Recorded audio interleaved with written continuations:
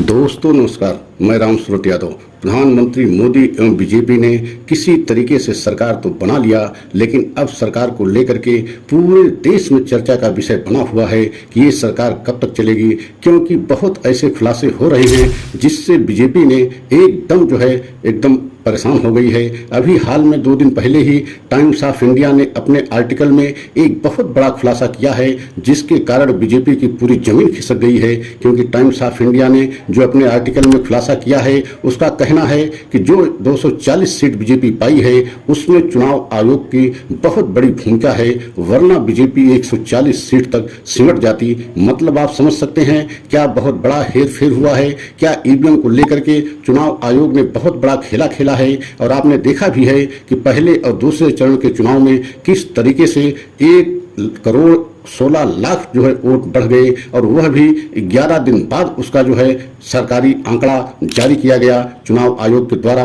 तो आप समझ सकते हैं कि एक बहुत बड़ा खुलासा हुआ है, और इस खुलासे को लेकर के पूरे देश में राजनीति के जगत में हलकों में एक तरीके से भूचाल आ गया है। तो आने वाले समय में ये देखना होगा कि बीजेपी सरकार कितने दिन चलती है, क्योंकि वैसे भी आप जानते हैं कि गठबंधन की इस बार सरकार बनी है, पूर्ण बहुमत की सरकार बीजेपी की नहीं है। और उससे भी ज्यादा अब यह सवाल उठ रहे हैं कि क्या चुनाव आयोग ने बड़ा जो है हेर फेर करके बीजेपी को बड़ा सहयोग और मदद करके बीजेपी की 100 सीटें बढ़ा दिया, और अगर 240 की जगह अगर 140 सीट बीजेपी रह जाती तो बीजेपी की सरकार किसी भी कीमत पर नहीं बन सकती थी। तो आज हम इसी पर खुलासा करेंगे। अगर आप हमारे चैनल पर पहली बार हैं तो चैनल को लाइक सब्सक्राइब कर लें, वीडियो को अंत तक जरूर देखें। वीडियो में अंत तक बने रहेंगे तभी पूरी बात आपको समझ में आएगी। तो सबसे पहले आपको ये बताना चाहते हैं कि पहले चरण के और दूसरे चरण के जब वोट हुआ, मतदान हुआ, उसको लेकर के चुनाव आयोग ने जो आंकड़ा अपना जारी किया वह 10 दिन 11 दिन बाद जारी किया, और उसी में बहुत बड़ा खेला हुआ। मतलब 1,16,00,000 वोटों को एक तरीके से बढ़ोतरी की गई। मतलब जितने ईवीएम वोट पड़े थे उससे कहीं ज्यादा जो है 1,16,00,000 वोट बढ़ा दी गई पहले और दूसरे चरण में। और उसको लेकर के बहुत ज्यादा विपक्ष ने आवाज भी उठाई, चुनाव आयोग से शिकायतें भी की, लेकिन चुनाव आयोग मौन रहा। चुनाव आयोग किसी तरीके से उस पर कार्रवाई नहीं की, और ये मामला एक तरीके से अदालत तक भी पहुंचा। तो आप समझ सकते हैं कि जिस तरीके से टाइम्स ऑफ इंडिया ने खुलासा किया है अपने आर्टिकल में कि 160 करोड़ मतलब 1,60,00,000 वोट अगर इस तरीके से पूरे चुनाव में हेराफेरी की गई है तो उससे बीजेपी को लगभग 100 सीटें ज्यादा आई हैं। और अगर ये हेराफेरी न होती तो 100 सीटें बीजेपी की कम आती। मतलब 240 सीट जो बीजेपी जीती है 240 की जगह 140 हो जाती। आप समझ सकते हैं कि अगर ये 100 सीट इंडिया गठबंधन की तरफ बढ़ जाती तो आज पूरे देश में तस्वीर क्या होती। सरकार इंडिया गठबंधन की होती, लेकिन किस तरीके से जो है हेर फेर किया गया, और ईवीएम के सहारे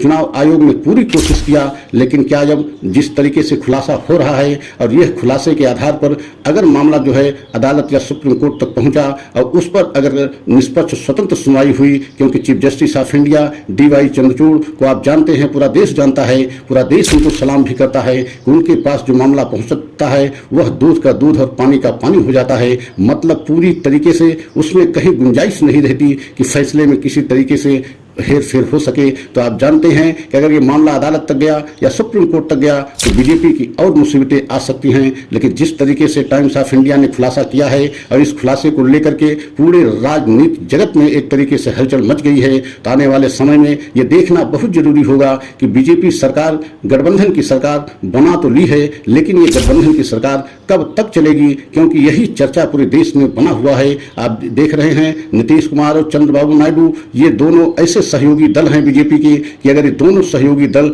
जब चाहे तब सरकार गिरा दें। और आपने ये भी देखा है कि नीतीश कुमार का इतिहास हमेशा जो है पलटी मारने का रहा है। वो कभी भी साल 2 साल एक जो है पार्टी के साथ सरकार में नहीं बने रहते। वो एक पार्टी को छोड़ करके दूसरी पार्टी के साथ सरकार बनाने का उनका एक बहुत बड़ा इतिहास है, और कई बार उन्होंने पलटी मारा है। और जिस तरीके से मंत्रिमंडल में वह जगह चाहते थे, रेल मंत्रालय को चाहते थे, वह उनको नहीं मिला है। इससे भी बेहद नाराज बताए जा रहे हैं। उधर चंद्रबाबू नायडू ने लोकसभा स्पीकर का पद को लेकर के वह भी बेहद नाराज हैं, क्योंकि उनका कहना है कि हमें लोकसभा स्पीकर का पद हर कीमत पे चाहिए। मतलब आप समझ सकते हैं कि ऐसे मांगे जो है मांगी है चंद्रबाबू नायडू ने, जो बीजेपी देने के लिए तैयार नहीं है। तो आने वाले समय में ये देखना होगा कि क्या बीजेपी के लिए और बड़ी मुसीबत है। और वैसे भी बड़े बड़े राजनीतिक पंडितों ने यह जो है अनुमान लगाया है कि यह गठबंधन की सरकार अधिकतम 6 महीने चल जाए तो बहुत बड़ी बात है, नहीं उससे पहले ही यह सरकार गिर सकती है। और शरद पवार को आप जानते हैं महाराष्ट्र के एनसीपी के बहुत बड़े चाणक्य एवं बहुत बड़ी एक नेता माने जाते हैं। उन्होंने भी भविष्यवाणी कर दिया है कि यह गठबंधन की बीजेपी की सरकार 3-4 महीने से ज्यादा नहीं चलेगी। तो आप समझ सकते हैं कि पूरे देश में इस समय बीजेपी गठबंधन की सरकार को लेकर के बहुत सारी चर्चाएं चल रही हैं कि यह सरकार कब तक चलेगी, कितने दिन ये सरकार चलाएगी। और जिस तरीके से अब खुलासे हो रहे हैं और ईवीएम को लेकर के चुनाव आयोग के ऊपर जिस तरीके से सवाल खड़े किए जा रहे हैं, उसको लेकर के बहुत सारे ऐसे सवाल जो है अब देश के सामने आ रहे हैं, जिससे बीजेपी और बेहद हैरान परेशान हो गई है। क्योंकि उत्तर प्रदेश लोकसभा की 80 सीट आती है और सबसे बड़ा प्रदेश उत्तर प्रदेश है। यहाँ पर भी लगभग टाइम्स ऑफ इंडिया के आर्टिकल के मुताबिक 50,000 वोट ऐसी थी जो डिसमिस की गई, मतलब एक तरीके से उसे रद्द कर दिया गया। तो आप समझ सकते हैं कि 50,000 वोट बहुत ज्यादा होती है। और इंडिया गठबंधन ने बहुत बड़ी जीत उत्तर प्रदेश में किया है, मतलब कांग्रेस और जो है समाजवादी पार्टी मिल करके लगभग 43 सीटें जीत ली हैं। मतलब इतना जो है अगर इस तरीके से जीती हैं, अगर हेर फेर न होता, 50,000 वोटों को एक तरीके से डिसमिस न किया जाता, तो क्या उत्तर प्रदेश की भी तस्वीर कुछ अलग होती।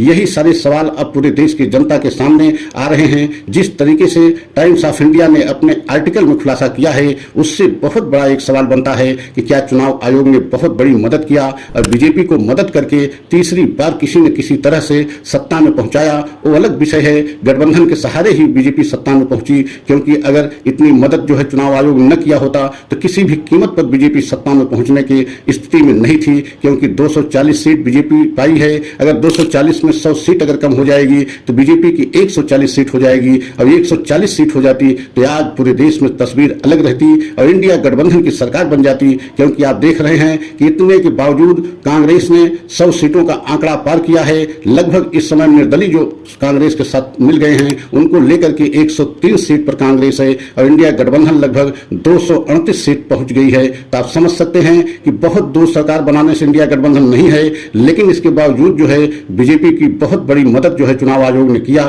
टाइम्स ऑफ इंडिया के आर्टिकल के खुलासे के मुताबिक। तो आप समझ सकते हैं कि बीजेपी की सरकार कितने दिन की होगी, कितने दिन चलेगी, एक बहुत बड़ा सस्पेंस बना हुआ है। अगर आप हमारे वीडियो को पहली बार देख रहे हैं तो वीडियो को लाइक सब्सक्राइब जरूर करें और वीडियो में आप अपनी राय कमेंट के द्वारा हमें अवश्य दें। अगला वीडियो पुनः लेकर के आएंगे। जय हिंद, जय भारत।